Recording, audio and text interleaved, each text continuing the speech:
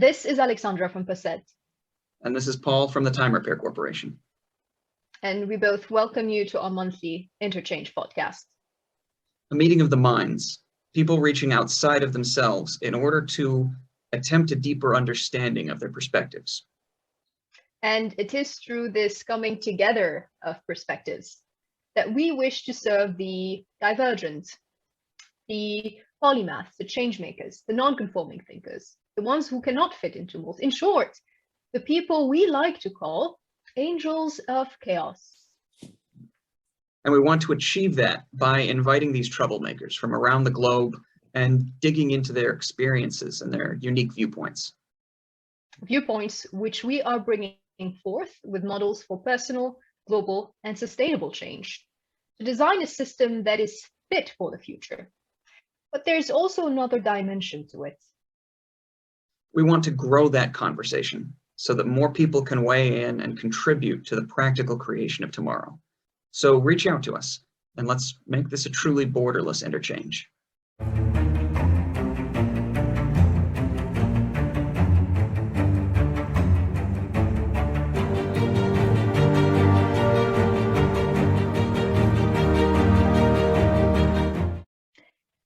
And on this episode of the Interchange podcast, Paul and I have the great pleasure of having two guests instead of just one. Both are co-founders of Rethinking Capital.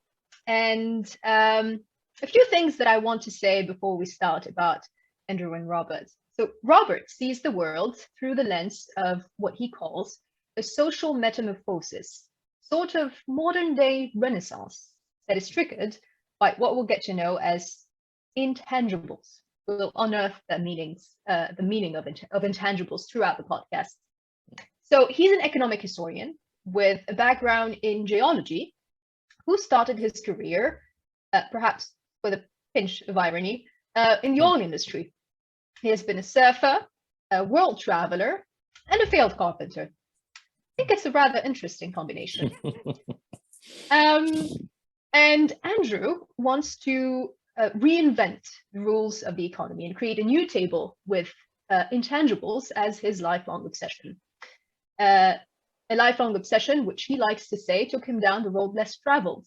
He started his career in corporate law, moved to strategy consulting, but then, inspired by three things, faith, fatherhood, and Yoda, he found in normative accounting the key to unlock net zero and other foundational aspects of a sustainable economy, a sustainable society, and a sustainable future. So please welcome with me our two guests, Andrew and Robert. How are you feeling today?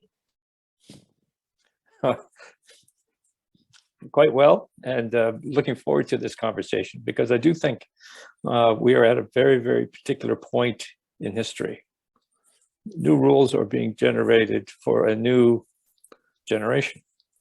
And it's not very often you get to do that. And so I'm really looking forward to sort of chiming in on what that means and, more importantly, how to do it.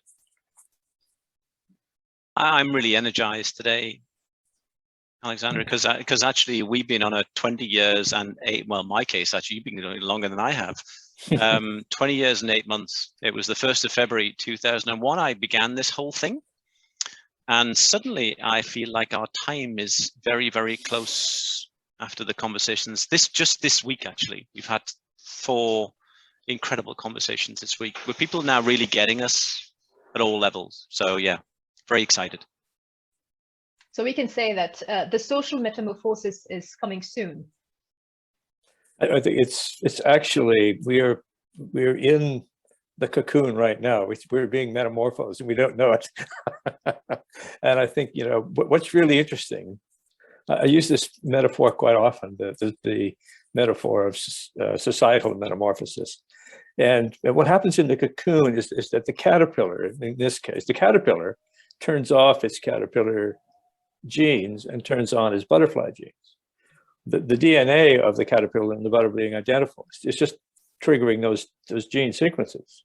And that's what's happening in the asset revolution that we're facing today. We're turning off our industrial, mechanical, sort of iron genes, and we're turning on our creative, inclusive, intangible genes, and the effect will be like we'll grow new capital markets as we formalize intangible assets. That's the equivalent of the circulatory system. We'll have new information systems. That's the nervous system of this new creature that's being created. And so, you know, the assets are the musculature and all of that. So it really is we're in the process now. We don't know it. We don't really know what to do. But yeah, we are at a very unique point in the history of humanity. And it's a fascinating time to live. For someone who is now deeply involved into educational neuroscience with a pinch of genetics, I particularly appreciate the metaphor and how it unfolds. One question that I have as a follow-up to this, Robert, if we want to design a better future, the first thing that we need to do is to understand the problems that we have in the present and that we've been having over time. How would you define the biggest problem that we are facing now? And what is your suggestion for solving that problem? Yeah, I think, well, if you look at the system today, we're in this process of generating a creative intangible economy, and intangibles now drive 80% of corporate value. But the rules that govern our economy are all industrial, tangible, and you look at banking protocols. They can take collateral in a building, but they can't take. If you had the cure for cancer, no bank would recognize it as something worthwhile. If you look at accounting considers the formal assets of a corporation to be plant, equipment, and machinery. That's a very factory model-based accounting system. And you look at financial reporting, all of these factors are limiting our ability to recognize the things that are really valuable today. And so when we talk about the intangible economy, what we really mean is the rise of the human creative spirit as a valuable economic force. And so in the industrial world, the human component of production was just a cog in the machine. You were, part of the factory. You were just the human part of the factory. But now the ability to innovate, create, cooperate, work together to common purpose. These are the valuable drivers of innovation today, and the ability to mobilize these forces is the key to success in a business today. And so when you change the fundamental focus of value from mechanical to human, you set in train a vast wheel that will eventually elevate the importance of individuals in the economic system and creativity in the economic system and networks, people of working together, will all of a sudden be valuable, because there's a monetary link to all this too. As you create formal value, it has a monetary consequence. So where did the money come to pay for this? It comes from the value itself. So it's a fascinating process. But you get down to the problem. The problem is that is the inertia in the system. The system operates on an industrial basis, and that serves the interests of a lot of very powerful forces. And so there's a reluctance to admit that what the change is taking place is meaningful, and secondly, to adapt to this new paradigm. And so what we do at Rethinking Capital is we design change processes for accounting. We call it normative accounting, but it's really the way you would both identify the relational capital in your organization, for instance, the networks you built that are valuable, the innovative products and services you're designing, and really understand the creative power of your team. That is an asset to an organization. We've always known that, but we've never accounted for it properly. And so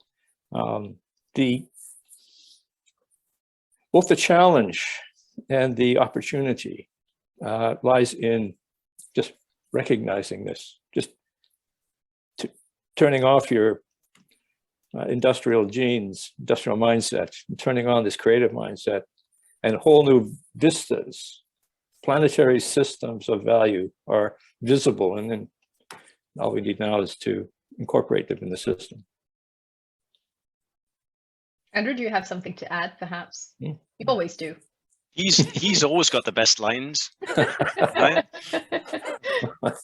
He was the one that actually, when we did the Global Solutions Initiative Summit, where we met Alexandra, came up with the line, net zero is guaranteed to fail. No, and I wish I'd come up with that line. I don't think I have an awful lot more to add. It's very interesting psychologically that Robert talks with such confidence and assurance about what's going to be. I've been doing this for so long.